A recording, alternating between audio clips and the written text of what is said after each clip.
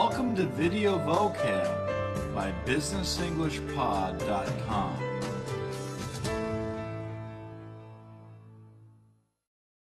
Video Vocab 5, Law 2, Court Cases and Trials. This is the second in our three-part series on the law. This episode will look at the vocabulary related to court cases, particularly criminal cases. Before we get started, let's see what you've remembered from Part 1. Think back and see if you can remember the names of 3 different areas of the law.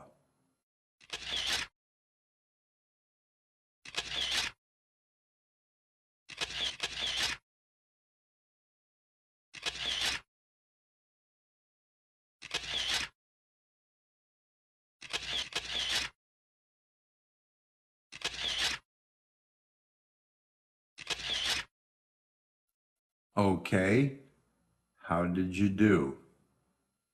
Hopefully, you managed to remember at least 3 of these terms: civil law, criminal law, contract law, trust law, tort law, constitutional law, administrative law, and international law.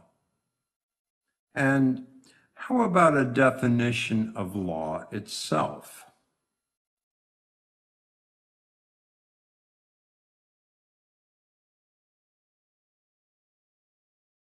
Law is a system of rules that people are supposed to follow in a particular country or society. Now, let's move on to look at today's topic. The words used to describe what happens in court and the people involved in a court case. Once the court case is brought to court, we can say the trial has begun. A trial is the process of examining a case in a court of law and deciding whether someone has broken the law. Here are a few collocations for trial. There are different types of trial.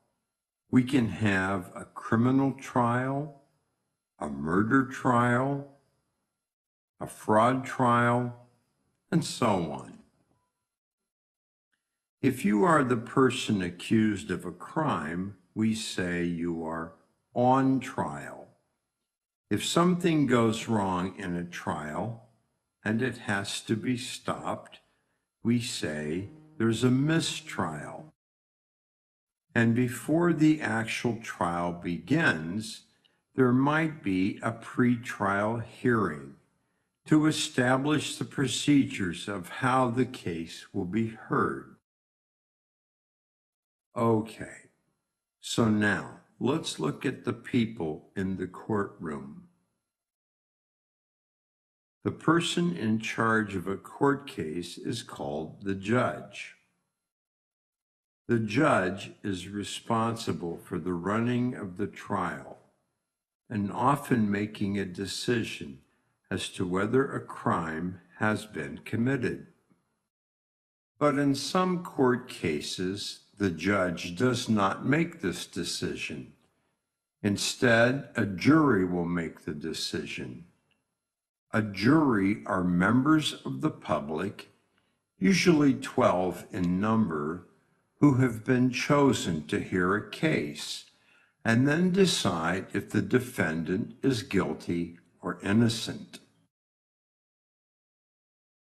The defendant is the person who has been accused of a crime.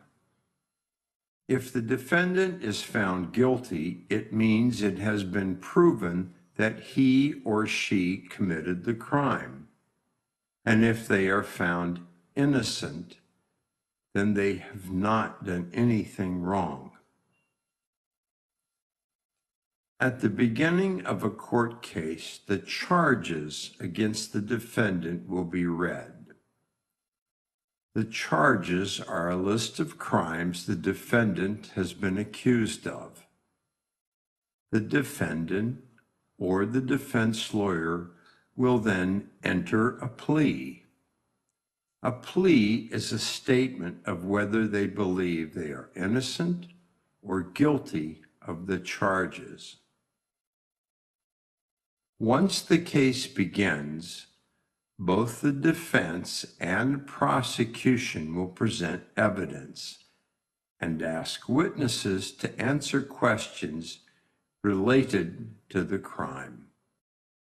Evidence is a set of facts that relate to a crime, and witnesses are people who might have seen the crime take place or have some other knowledge of it.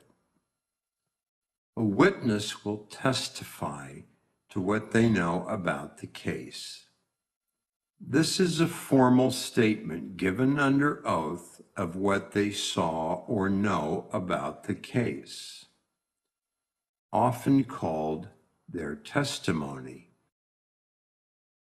If testimony is given under oath, it means the witness has officially promised to tell the truth.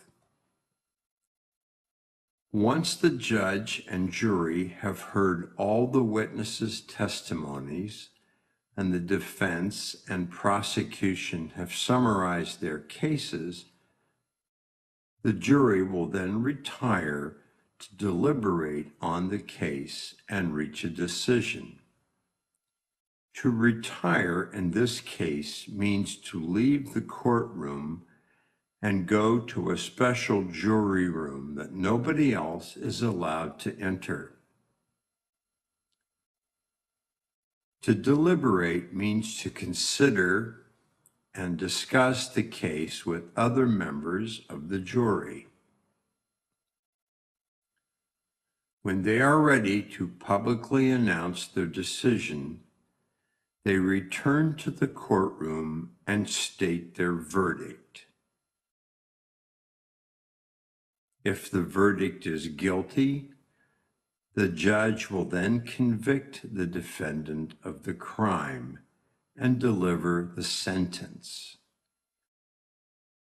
The sentence is the punishment the defendant must do to pay for the crime. This is typically a fine or prison sentence. A fine is money they have to pay the court, and a prison sentence is the length of time the defendant